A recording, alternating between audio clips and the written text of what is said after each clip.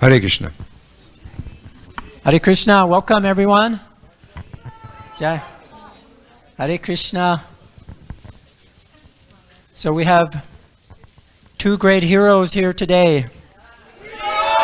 Jai. Srila Jayapataka Maharaj, Guru Maharaj, and Srila Giriwas Swami Maharaj. Jai. Jai. We're so fortunate to have their presence and to appreciate them. We've gathered today to honor them and say a few things about them. So we're just going to start right into it and have some of Srila Prabhupada's disciples say something in honor of Srila Jayapataka Maharaj, Guru Maharaj. Okay, so Srivas Prabhu, would you like to go first? Want me to go first? Sure. Or Giriwas Swami? I like to speak at the end. Okay, fine. Yeah. Want me to go first? Srila Jayapataka Maharaj ki jai. So, I wasn't expected to go first, but I'll do it anyway. Maharaj, I just want to recount or remember when I was the temple president in Denver, Colorado, Rocky Mountain High. And Maharaj used to come and visit us in Denver, Colorado. I think what I really enjoyed about Maharaj in those days is what he was so, he made Krishna consciousness so nice. He was such just a nice person, but he had such a huge stature to him. And we just we counted the days when that he'd come to visit us. He would always surprise us though. He'd never tell us what day. Usually we get a call one day ahead of time. Maharaj is coming in. He's going to be there for lunch. Get ready. And we'd have to hustle for him to come. And then it would be so wonderful. Tarit will tell you a few things about that particular era. But what was really nice is that Maharaj really was wonderful in terms of his wonderful classes and his stature. He would, when he'd come into the temple room, he'd have like a brahmachari. And the brahmachari would have a huge bag, like a book bag. And Maharaj would keep his wampers in there. And this little brahmachari, he could barely carry him. He'd come in sideways. And then Maharaj would sit down and chant Jai Radha Madhava. And he'd start out real slow. But we were all thinking, when's he going to whip out those wampers? When is he going to bring them out? And so finally he brought them out. And when those wampers came out, we went, Haribo! But because the kirtan was roaring. It was just roaring. And we were just so blissful. Then, what really made it really beautiful too was that in Denver at that time, we called ourselves the Rocky Mountain Boys. We were like tough guys. We had about 19 brahmacharis. And Maharaj would come and we'd go to the Cherry Creek Reservoir. And at the Cherry Creek Reservoir, we'd have water fights. And it would last for a couple of hours, so we got completely drained. And Maharaj would take us all on. He'd be in the middle and we'd all crawl over him. It was like this mountain of a person with all these little guys crawling all over him, trying to get him under the water. We couldn't do it. We tried and tried. Our neck beads got ripped off. Those of us that had Brahmin threads was ripped off. You had to get a whole new set after that. So he made Krishna consciousness very nice, very doable in terms of association, because he added some recreation. Because we're always wondering what we can do in Krishna consciousness and recreation to get rid of that intensity of Krishna consciousness. And we were all very young at that time. We were just in our middle to late 20s. So you can imagine, we had a lot of energy. And when he came, we exerted a lot of that energy. And it was very satisfying, very, very happy. And then he'd give us these amazing classes that would be so intense about, Krishna consciousness, surrendering to the Guru, chanting nicely, being a good devotee, Vaishnava Parad. It was just all kinds of beautiful things that as a new devotee, when it entered your ear holes, you became completely enthusiastic to do your service in Krishna consciousness. So I really just wanted to reiterate that with all of you, share that with you. That was a very amazing part of my life at that particular time.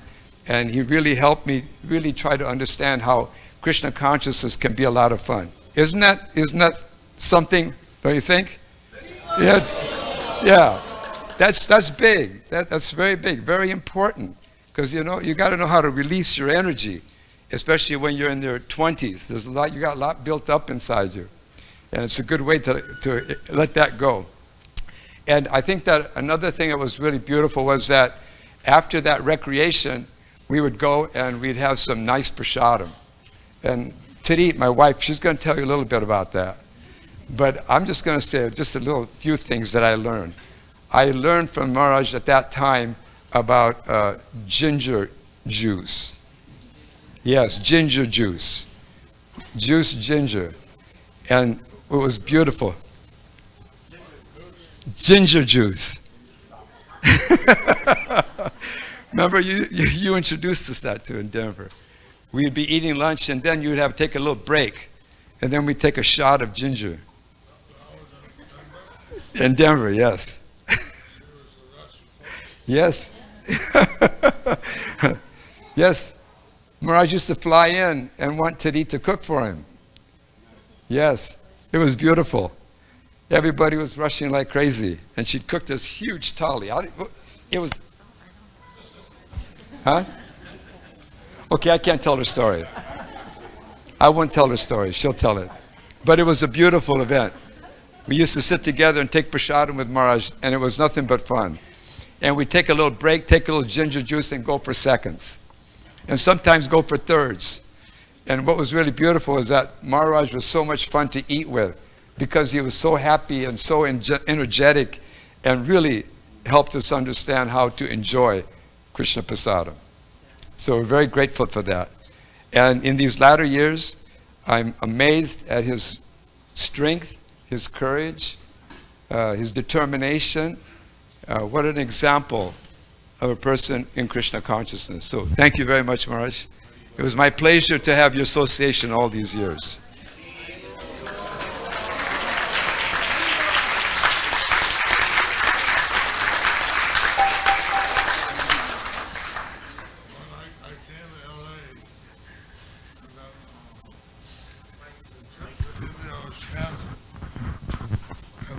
They sent me to, Prabhupada sent me to Chicago. And then there was an accident in somewhere New Mexico. I came to LA and my trip to India was canceled, so they sent me to Chicago. Prabhupada. Srila Prabhupada. I flew. There was an accident in New Mexico. And then I flew to New Mexico. No, There was an accident in New Mexico. And then I flew out to Boulder, Colorado. Then I flew up to Boulder, Colorado. At that time, it was a very small temple. At that time, it was a very small temple. There were only a few devotees. There was only a few devotees. There was one Mataji, Kanta Devi. There was one Mataji, Kanta Devi. Yeah. And she asked me, how do you wear a sari? She asked me, how do you wear a sari?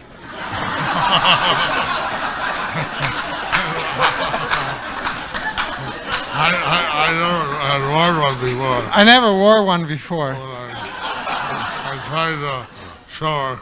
I tried to show her.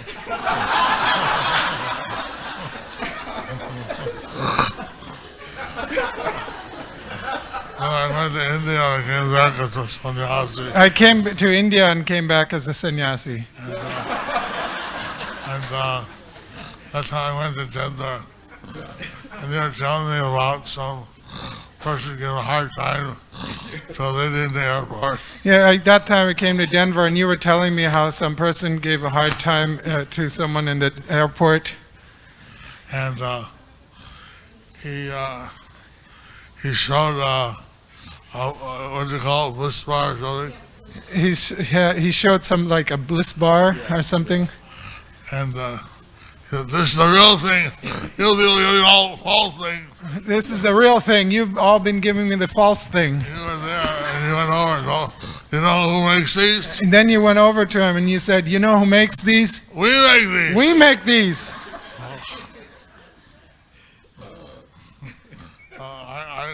The memories that you, your brothers, I never forget. So these memories that you and your brothers, I've never forget. Your wife, Your wife, cooking also. cooking and all. Anyway.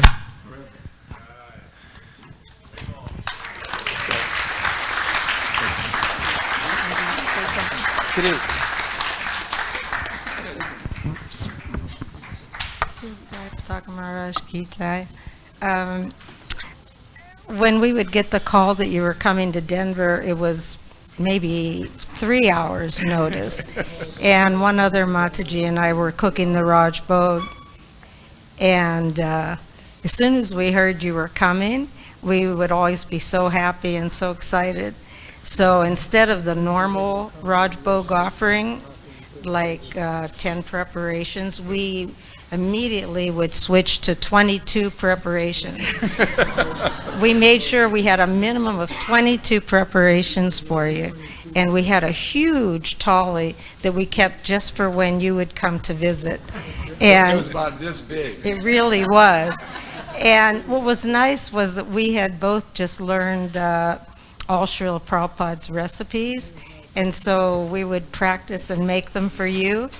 And you could really appreciate, because you knew the Mayapur Shukta, and you knew all the different preparations from Pishima. So it was a real joy to cook for you. And I remember you used to love the potato samosas with peanuts and yellow raisins with tamarind sauce. And you really loved those. So we just had so much pleasure cooking for you. It was a real joy. And I'd just like to thank you that I was able to do some service for you in this lifetime. And it's always very nice just to know you're on the planet. And thank you.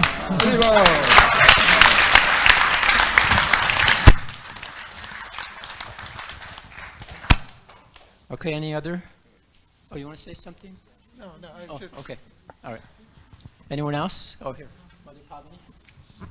Those were the days. Those were the days. No, I'm not allowed to eat all these potatoes and things. Now I'm not allowed to eat all these potatoes and things. She said, I can't understand what the guy there can understand. And he was Hare Krishna Maharaj. I don't know if you remember coming to St. Louis Temple. It was in the early 80s. And Sura was the temple president. And I had been on a Sankirtan party that wanted to dedicate their lives fully to Sankirtan. And we all wore white. We didn't understand, we didn't know at that time that only widows wore white. So I was living at that time at the St. Louis Temple.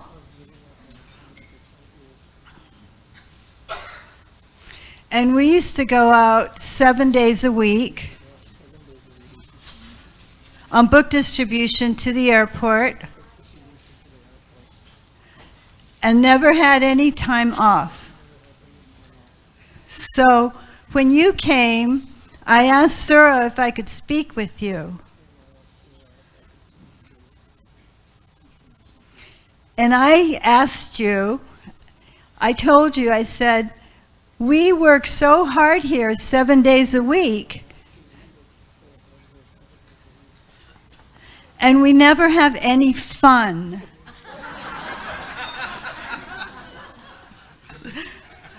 I used the word fun. And you looked at me just looked at me very, very nicely, very quietly looked at me and said, "But you're wearing white. And then he looked at me and said, "But you're wearing white." You're not supposed to have fun." Supposed to have fun.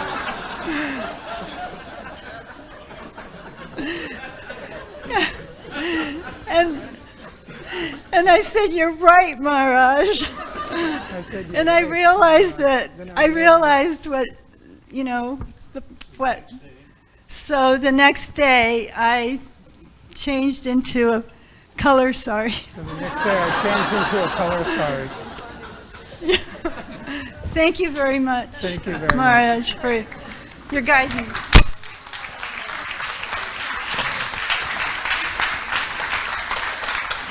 Actually, Krishna consciousness, because associating with devotees, it's all fun. Actually, Krishna consciousness associating with devotees, it's all fun.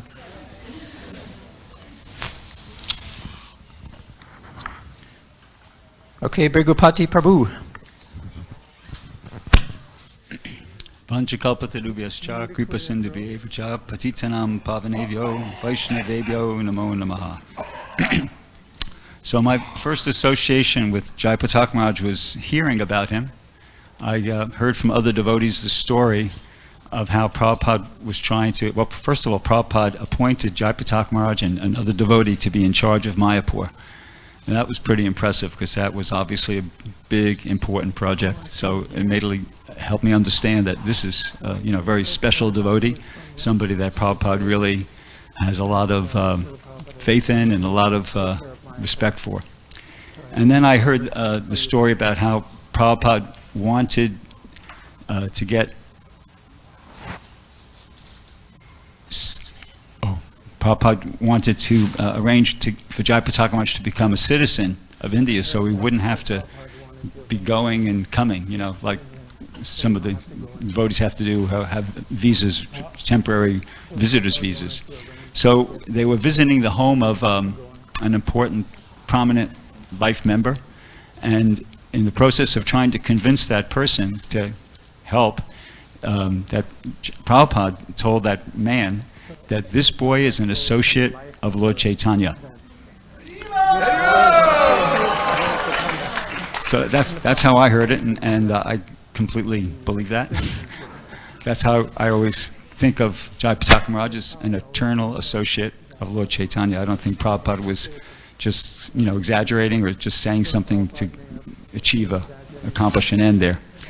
Then he also, another thing I heard was that Prabhupada told Jayapataka Maharaj to put on weight because when he was young and he was very well built and good looking, and it would be too difficult for him to maintain sannyas unless he put on some weight. That's what I heard. I don't know if that's true or not. Maharaj can comment on that afterwards.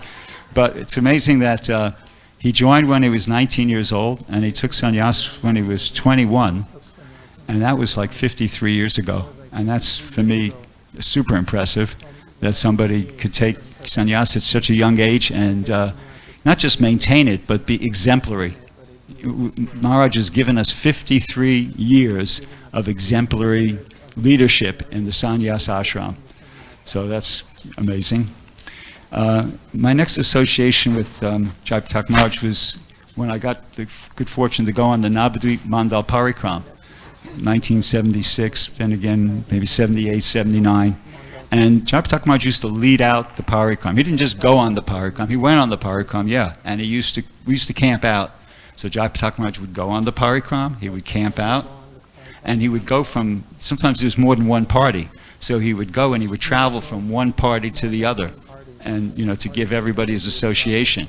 And when he was with a particular party, he would always be leading, he would walk from one pilgrimage, one important spot to another, and Jayapataka Maharaj would be leading. And when we got there, Jayapataka Maharaj would explain the significance of that particular place, and he'd give everybody like a little spiritual pep talk. And then he would call on other devotees, like he'd call on so-and-so Maharaj to speak about the goal of life or something like that, So he was a leader. It was obvious to me that here's our leader, for this Navadip Mandal Parikram, Jayapataka Maharaj.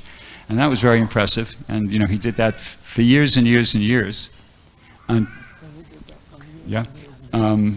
probably up until 2008, when he was no longer physically able to do it, at least, to that extent. Then my next association with Jayapataka Maharaj was an interesting one. I was the temple president in New Zealand, a temple called New Varshan. It's Auckland, New Zealand. So Jayapataka Maharaj had a disciple. He'd never been there up till that point. He had a disciple there named Jayatirtha Charan, who had arranged for Maharaj to come. So we went to meet Maharaj at the airport, myself and the secretary and I think another devotee. So we picked up Maharaj at the airport, and as soon as he got in the car, he says, "I want to know about these jet boats." I said, "What?" "Yeah, they have." We didn't know anything about it. They have these. He'd heard that there was a thing in New Zealand, a jet boat. It's like a hydrofoil. It's a boat with a jet engine, and it kind of lifts up out of the water, almost like on skis, and it goes really fast, like 40, 50 knots, which is, like a race car, basically, for the water. Anyway, so I said, well, okay, I'll go back in there. I went back into the tourist information booth to ask him, "Do you know anything about jet boats?" And he said, yeah, they make them on the South Island. And I said, well, and he gave me some brochures about the whole thing. We'd never heard of it before. And then, so we made some phone calls, and we found out, they manufacture them on the South Island. New Zealand has two islands, North Island and the South Island. And on the North Island is where they actually have the showroom, and they display them and sell them. So we contacted the showroom on the North Island, a guy named Graham, and we actually arranged to meet him, and he took us on a ride on a jet boat in the Auckland Harbor. So I had the good fortune of going with Jayapataka Maharaj on a jet boat, zipping around the Auckland Harbor for about a half hour. And Graham actually had Maharaj drive it for a while, or whatever you call it, and he did pretty good his first time. And then Maharaj left, and we followed up the whole thing, and found out how much it would cost to send it over to India, and what would be the taxes and all this kind of thing. So after we kind of worked it all out, we contacted Maharaj, and we gave him all the information. He said, "Yeah, okay, go ahead, get it." I said, "Okay, sure, Maharaj, we'll get it." So who do we ask about the money? He said, No, just go ahead and get it. I said, "What do you mean?" He said, "Well, just get the boat, buy the boat, and send it over here." I said, "Maharaj, I don't think we could do that. We're building a temple over here. We're struggling to build the temple called Bhakti Bhavan at that time." I said, "I don't think we could." Anyway, it just never happened. But so I guess I owe Maharaj a jet boat somehow. But that was an amazing association. And my next association was on the Parikram again. I saw an amazing thing. I can't remember what year it was, but at one point, the Parikram was in a Prabhupada Ghat, I think it was. That was the spot. So the Ganges is not like, it's like has rugged banks. Where there's like, it's not like just, you're on the land and then next just a little beach and then you're in the water. There was, cliffs. So Maharaj took a position. This is like maybe 200 brahmacharis are there in the party. So Maharaj took a position on one of the rocks. He climbed up from either climb down or climb up, I can't remember, but he took a position on one of the rocks, and then he challenged. He said, "Okay, I challenge anyone and everyone to get me off this rock." And I went, "What?" But he said, and devotees were asking him, he said, "Well, what do you mean, one at a time?" Or he said, "I don't care." So just anyone and everyone, all at a time, one at a time, whatever you like. I challenge everybody, to take me off this position on the rock. So devotees were coming, and Maharaj, I don't know, this was like 20, he wasn't a kid, he was like older, 45 perhaps. Anyway, all these young brahmacharis, big, strong brahmacharis from Russia and Australia, everybody was coming at Maharaj, climbing up to, and Maharaj was just going, shoo, shoo. It was like watching something out of a comic book or something. He wrestled him for a few seconds and then shoo, and then another one would come and shoot. I said, "Wow, this man is powerful." That was really impressive. And then the next thing is, Maharaj in 2008, Maharaj had the stroke, and I thought, well, for sure he's going to retire now. Obviously, that was. But then, a year passed and Maharaj didn't retire, and 2 years passed and Maharaj didn't retire. And 5 years passed, and Maharaj didn't retire. 10 years passed, Maharaj, and not only does he not retire, but he just seems to double his devotional service. It intensifies rather than, for me, he is like the personification of no material impediment. If anybody had a legitimate excuse, a legitimate reason to just say, okay, everybody, you have to excuse me now, I really need to kind of kick back a little bit and, be a bit more in a comfort zone. So, no, but he just, instead of traveling around the world 4 times, he's reduced it to 2 times. He travels around the world 2 times a year now instead of 4, but he probably, he's doubling his devotional service in so many other ways. Well, another interesting thing was that he's actually my daughter's spiritual master. My daughter wanted to take initiation from a disciple, a sannyas disciple of Maharaj, and she was really attached to that idea, but if it just wasn't, it wasn't possible. So he very expertly kind of attracted her and convinced her, and she took initiation from him, and she's doing very well as a result of that. It's really helped her tremendously in her life. So there's an expression, a rising tide carries. Their daughter's name? Suryamukhi Sundari, Suryamukhi Sundari, wife of Govinda, wife of Govinda, disciple of Lokanath Maharaj. disciple of Lokanath Maharaj. You'd remember if you saw her. Anyway, so it's that expression, a rising tide carries all boats. So Maharaj for me is like that rising tide. He's carrying everybody, carrying everybody up. Every time I had a plan 25 years ago. I thought I'll go till 2023. That'll be 50 years, and then I'll retire. I figured 50 years. That's a good chunk of time to be, And then I'm there, and now I realize, well, no, look at Jayapataka Maharaj. He's continuing, and he's older than me as a devotee, older than me as a person, and I can't retire. He's forcing me to continue on in devotional service. Rising tide. He's carrying me, he's carrying all of us. By his example, we have to, pull up our boots and just surrender more and more. He's an acharya, a real acharya in every sense of the word. I feel like that. My wife feels like that. Anybody who I talk to about Jayapataka Maharaj, they're in immediate agreement on that same point, that Jayapataka Maharaj is a real, true acharya in every sense of the word. He's somebody I look up to, and I'm sure he's somebody I will always look up to. Thank you very much. Hare Krishna.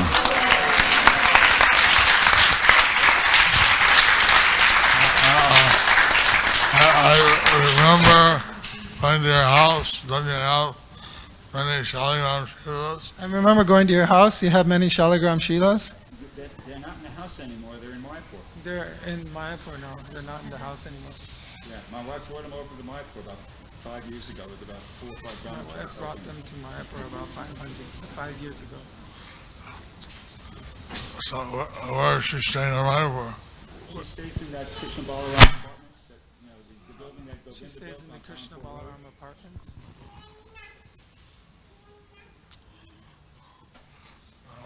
As far as a jet boat, I told I wanted to get a jet boat, and Prabhupada said they have a jet boat from Calcutta, Paniati, to Mayapur.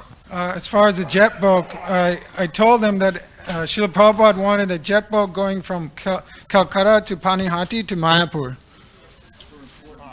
He wanted a boat. He didn't say what kind. I mean, he wanted a boat. He didn't say what kind. And I thought jet boat was the best I thought jet boat was the best because it didn't have a propeller. because it didn't have a propeller. And I told them to get a jet boat. So I told them to get a jet boat. Hamilton Jet Boat Company in New Zealand. Hamilton Jet Boat Company in New Zealand. But they didn't follow my instruction. But he didn't follow my instruction. Now the boat got all seaweeds, fisherman nets, all tied in the propeller. Now the boat has this seaweeds, fisherman nets, and tied up in the propeller. And the problem is too slow. And the problem is too slow. the jet boat went 55 knots an hour. The jet boat went 55 knots an hour. That's like flying It's like flying in the water. in the water. It was very nice having our association. Anyways, it was very nice having your association. Your book distribution inspires me. Your book distribution inspired me. Now,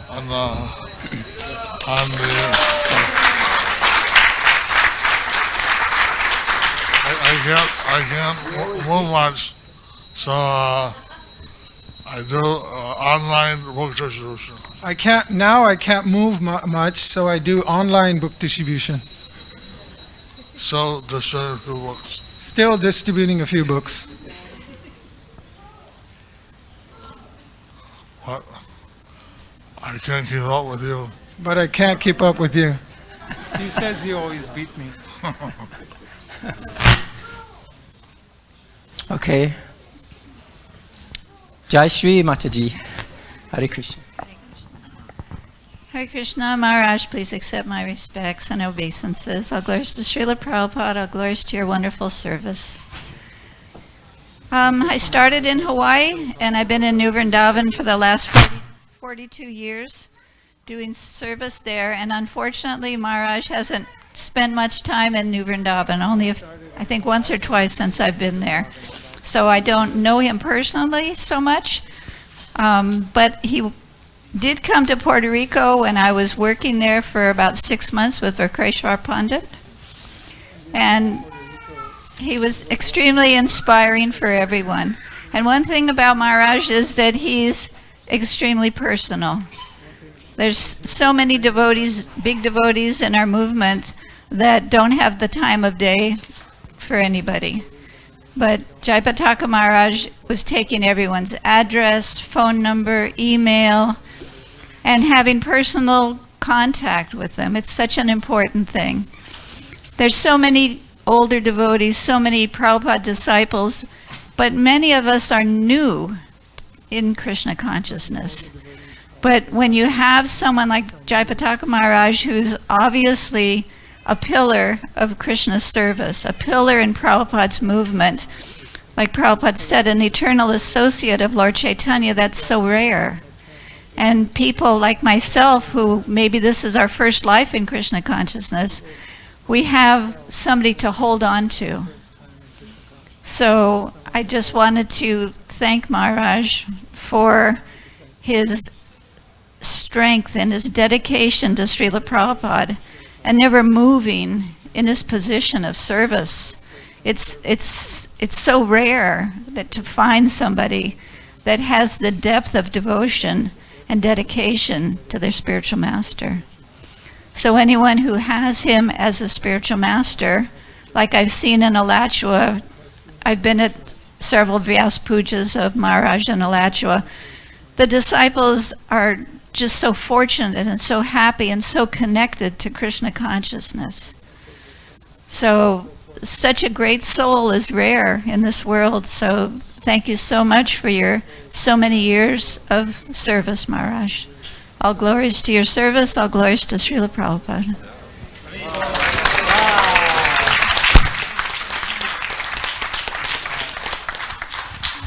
By the way, that person that Prabhupada was talking to was not just a life member. By the way, that person that Srila Prabhupada was talking to was not just a life member. He was a Raj Sabha member. He was a Raj Sabha member. It's like a senator. It's like a senator. And I had been rejected for citizenship by the communist government in Bengal. I had been rejected for citizenship by the communist government in West Bengal. I had to shift my registration to Mumbai So I had to shift my registration to Mumbai under the shelter of Giriraj Maharaj. under the shelter of Giriraj Maharaj. And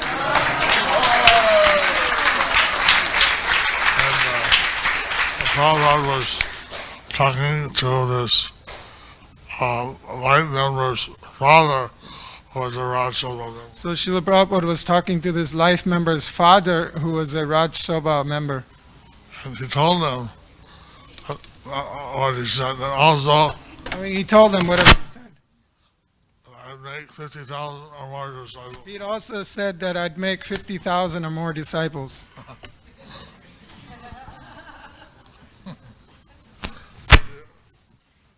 What's his name? His son is. Yeah, the father, who was a member of parliament, was Didi Desai, and his son was Dr. N.D. Desai, who eventually took initiation. He surrendered to Srila Prabhupada, but he couldn't get initiated by him, and he was initiated by His Holiness Radhanath Swami Maharaj as Srinathji Das.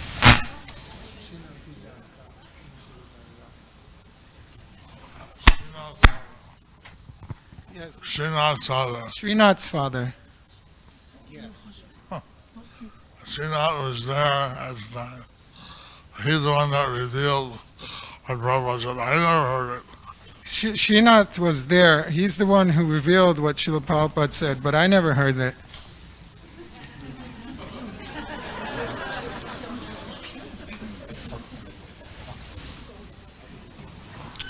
I'm talking now as an Indian citizen. I was just talking now as an Indian citizen. In fact, in the LA airport, if you're born in the USA, why do you have an Indian passport? I was in the airport and they're saying, you're born in USA, why you have an Indian passport?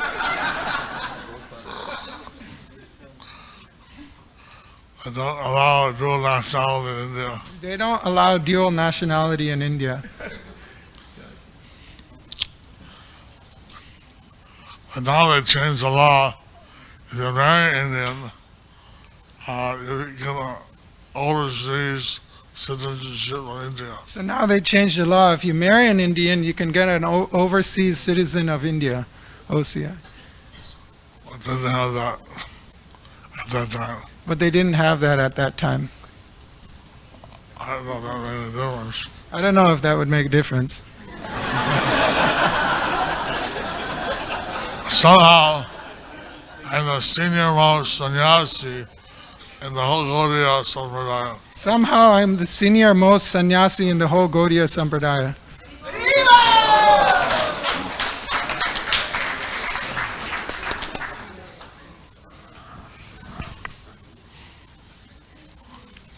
So Magendra Prabhu, Hare Krishna. I don't have that much association with you, Maharaj, but because I was mostly in America and also distributing books at the airport most of the time. And but one thing I remember, we had about, I don't know, 15 or 17 sannyasis before 1978, and I had a lot of association with some of them. But even though I only had a little bit with you, there was something about you that you were normal. Where, I mean, we had this thing about sannyasis. A lot of them, we call them like mean swamis. I don't know if you ever heard the phrase.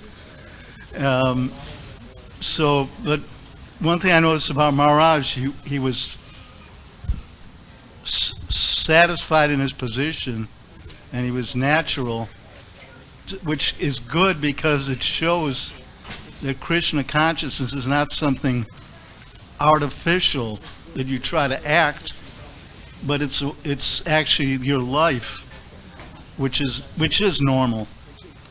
So that's the way we're actually aspiring to be, is to have a normal life. Right now we're in abnormal life.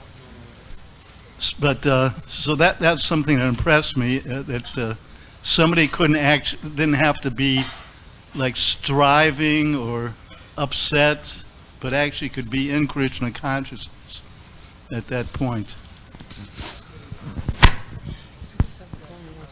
I just have a little story to say. I don't remember year, it was probably like 25 years ago. I was in Mayapur and I was starving to death. There was no food. There was it was it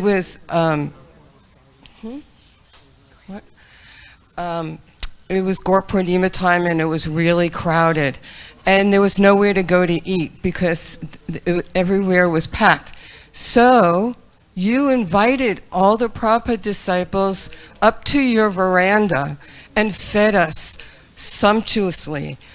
It was so amazing, and so I want to thank you for that.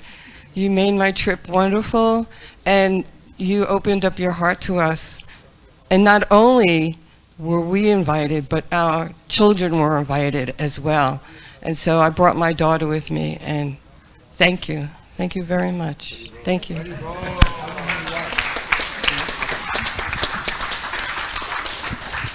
Miranda was very tolerant. Mirganda was very tolerant. And I came to LA, stayed here for 6 months. I came to LA and stayed here for 6 months. And I was in the upstairs sannyasi room. I was in the upstairs sannyasi room. And all the people seeing me would always leave their shoes in front of his apartment. And all the people who saw me would leave their shoes in front of his apartment.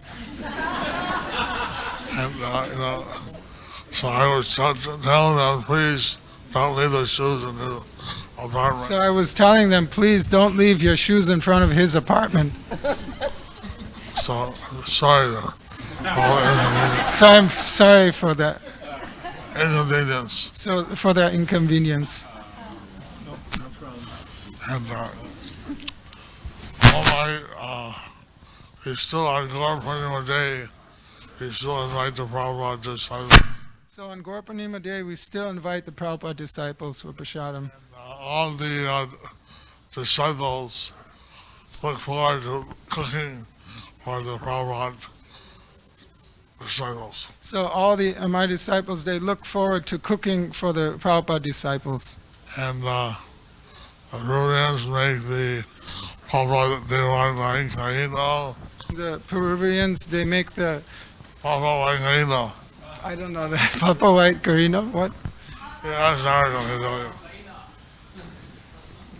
Yeah, and all the Russians make some Russian cakes.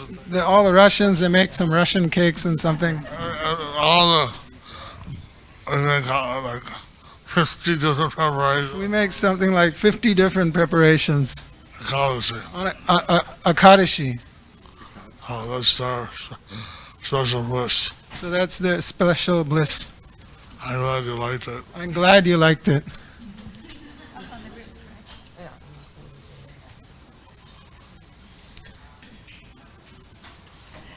Okay, I have one more story about Maharaj. Mrigendra and I were traveling in South America, and we went to an airport. It was Lima, Peru. And the airport was just huge. It was Ekadasi, and we were starving. We had nothing to eat, and we were walking along in a corridor that was probably twice as long as this block. And all of a sudden, at the very, very end of the corridor, we saw something orange walking towards us. It was like a light, a huge light walking towards us. And we got closer and closer. He was walking towards us, and we were walking towards him. And then we realized, it's Jayapataka Maharaj. And when we met, and then Mrigendra was talking with him, and then Maharaj said, "Are you hungry? It's Ekadasi." And Mrigendra was like, we're starving. We don't have anything. We couldn't find anything to eat today. And he said, well, I have a lot with me. And he had these big bags, brown like Trader Joe bags, of course, big brown grocery bags. And he said, "Here, take as much as you like." And they were filled with samosas and all kinds of things. No, not samosas. What were they? It was something for a Ekadasi, like a samosa. And we were just very grateful. Thank you very much.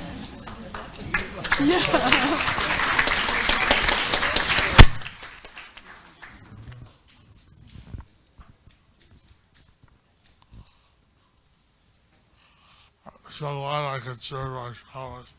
I'm so glad I could serve Vaishnavas. Jai Maharaj, Hari Bol, Hare Krishna. I also did not have that much association with you, but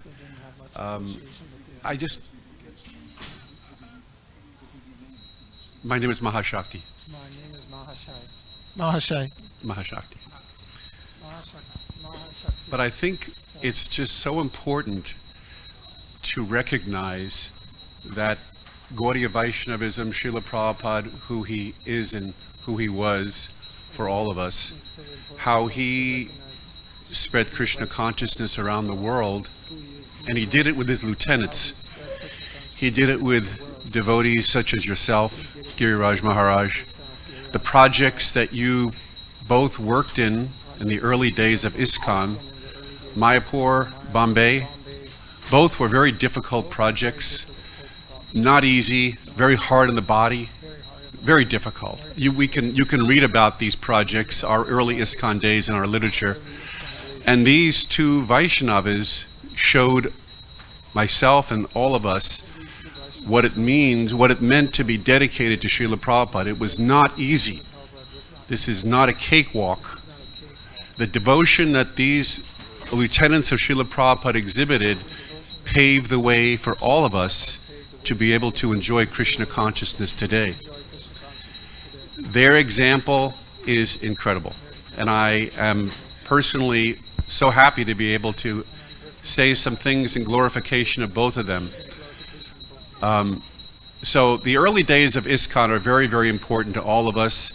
The fact that they're here today, that we can glorify them and what they've done, is remarkable. And I think we should all read about their particular accomplishments and what they've done.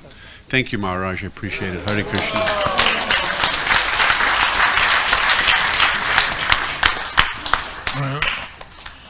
What I'm thinking is that because of Prabhupada, I could be here. So what I'm thinking is because of Srila Prabhupada, I could be here. Lord Chaitanya, Nityananda are saying that the Murkhas, the Nichus, the Patits, and the Dukhits. So Lord Chaitanya and Lord Nityananda, they were saying the Murkhas, the Patits, the Nichus, and the Dukhis, the foolish, the low-born, the fallen, and the distressed. We want to deliver them. We want to deliver them. So, Prabhupada, he brought the Krishna consciousness to the West, and he delivered these four kinds of people. And Srila Prabhupada, he came to the West and brought the Krishna consciousness, and he delivered these four kinds of people. I think that I qualified in all the four aspects. And I think that I qualified in all the four aspects. I don't know about anybody else, but I definitely was qualified in all these. I don't know what, about anyone else, but I definitely qualified on all these four. Haribol. Haribol. Srila Prabhupada ki. So next is Virabahu Prabhu. Prabhupada ki jai, Srimad Jayapataka Maharaj ki jai, Srimad Giriraj Maharaj ki jai.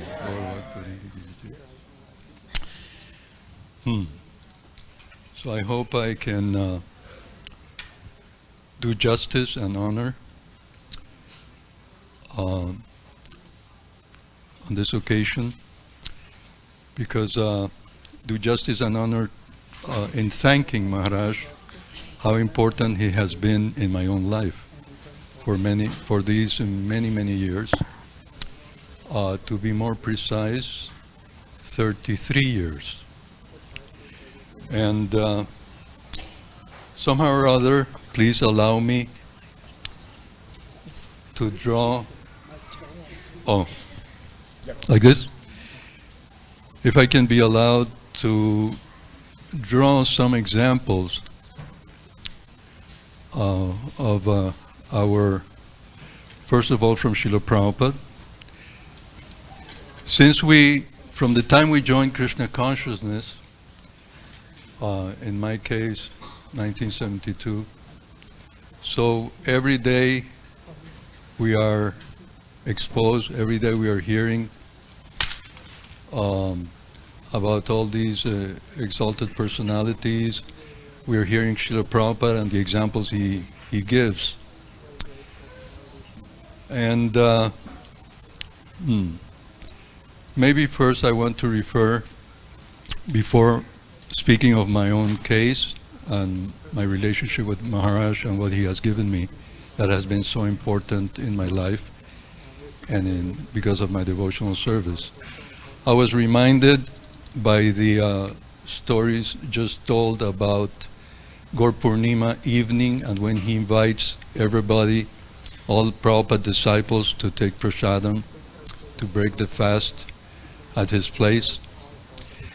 And on one of those occasions, I was reminded of the of the disappearance, the Bhagavatam chapter, the disappearance of Bhishmadev.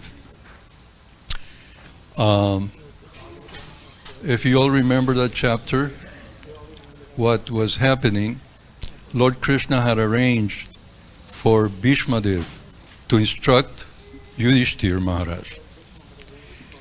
And it was such an important occasion that all kinds of greatest personalities from all over the universe had come to listen to this instruction. It was going to be so important. And Bhishmadev, if you all remember, was lying on a bed of arrows.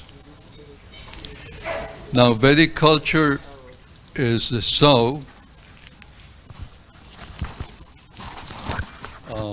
Vedic culture is so, Atiti Narayan, I think it's called, Atiti Narayan, which is that a guest is very, very important. Narayan, especially Atiti means out of Titi, which is unexpected, even unexpected guest. If I remember well, in the Srimad Bhagavatam, if I remember well, in the 5th canto, there, where the hells are being described, there is a hell for someone who makes a face to an uninvited guest. Someone knocks on your door and you were not expecting, and you open the door and you make a face, and that's quite bad. There's a hell for that. So anyway, that just shows us how important a guest is. So very nicely in the Bhagavatam it is described. So you imagine Bhishmadev was feeling, although he couldn't move, he couldn't do anything on the bed of arrows, all these personalities were surrounding him and had come to listen to him. And the Bhagavatam very nicely describes that he received them with such words, just with words. All he could do was speak, and he received them with such words that it was a complete reception. It was a perfect reception done by Bhishmadev. So on one of these evenings in recent years, well, of course, now COVID has introduced 3 blank years, but in one of these evenings, I realized how Jayapataka Maharaj, it reminded me of Bhishmadev receiving, how nicely he had received all of us, and how it was a perfect reception.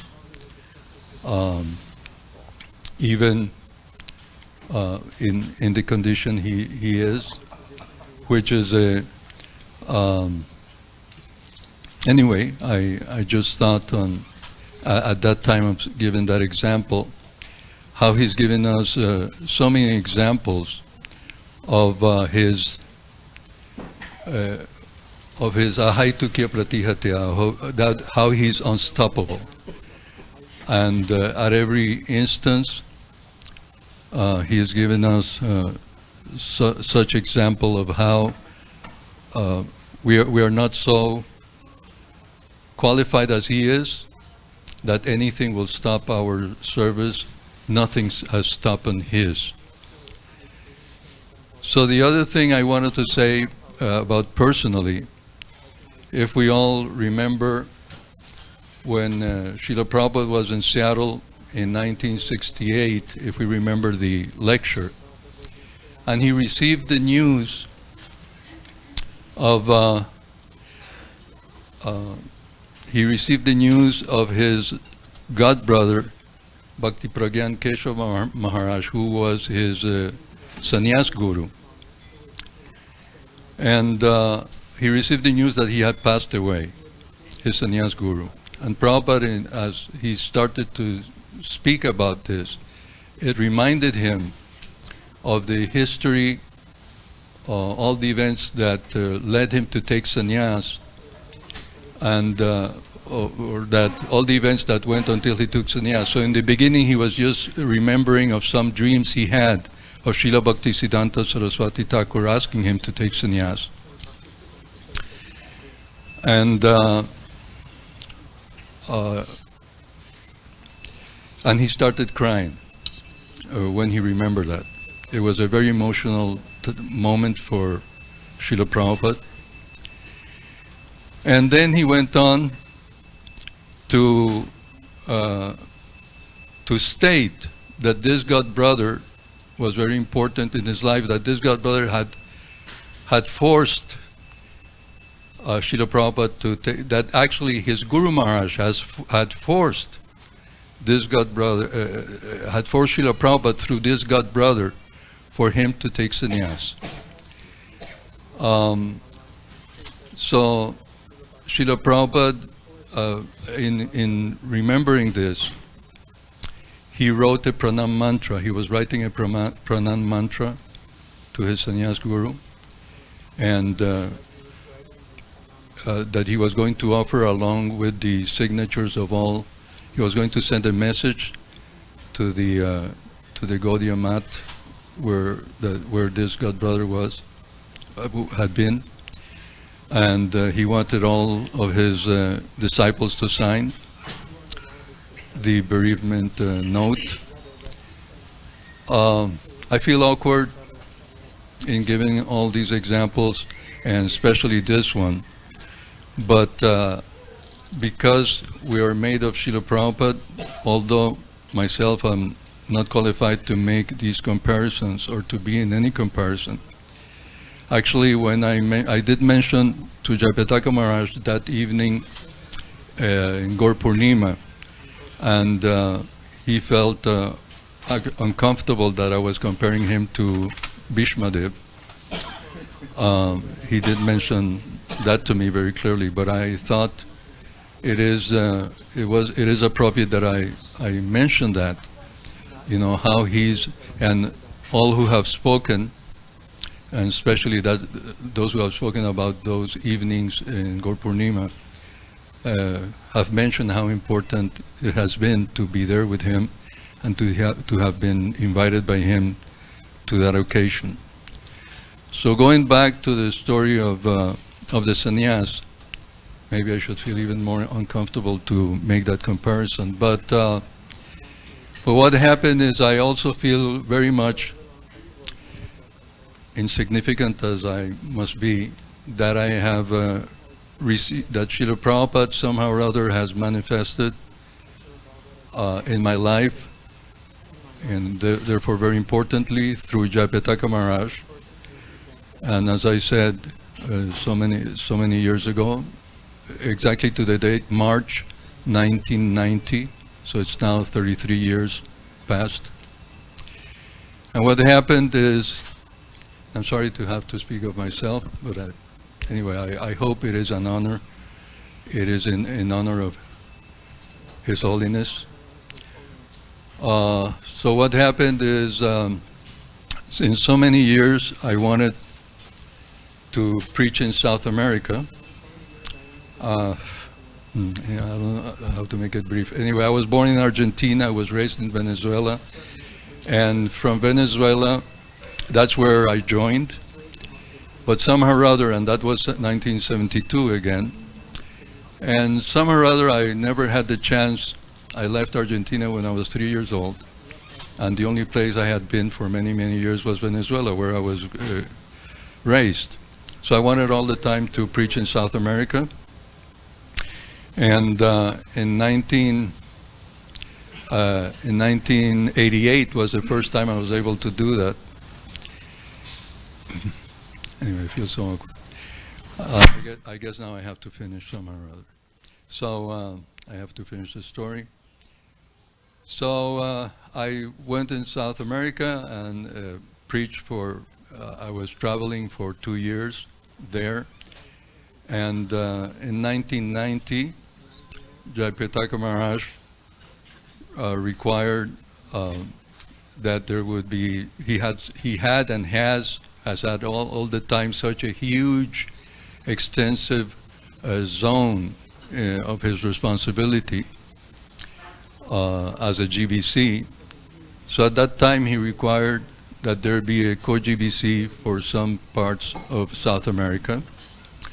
And because I had been for 2 years traveling there, one of the devotees here is here right now, recording, who was there at that time in 1988 when I started traveling. Anyway, so the devotees there told Maharaj about my travelings there. And in 1990, he asked me to become a co-GBC with him, so that's 33 years. And that's has been a very important service for me to offer the society, a very privileged service to render to the society. And it has given me his association and his example in the way he does the service, how exemplary he is. And I'm just, anyway, very sorry I couldn't take more advantage and learn more from him. I'm a hard learner, but somehow or other, I must thank him very, very much for having given me this service and being such an important part of my life. Shri Srimad Jayapataka Maharaj Ki Jai.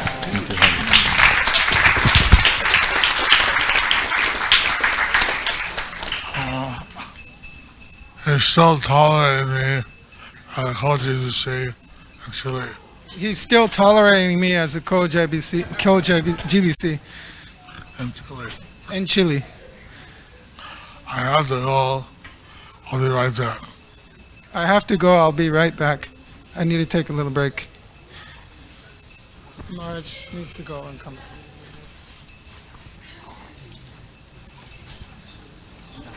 Can you hold this? Sorry? I can tell what they really did. I didn't get that.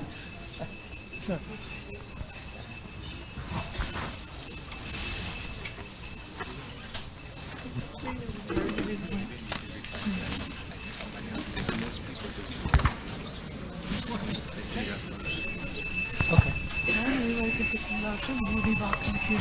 Okay.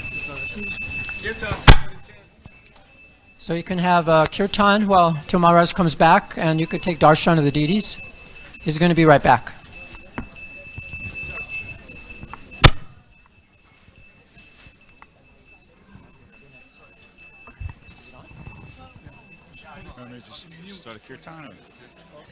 Nama Om Vishnu Padaya Krishna Prestaya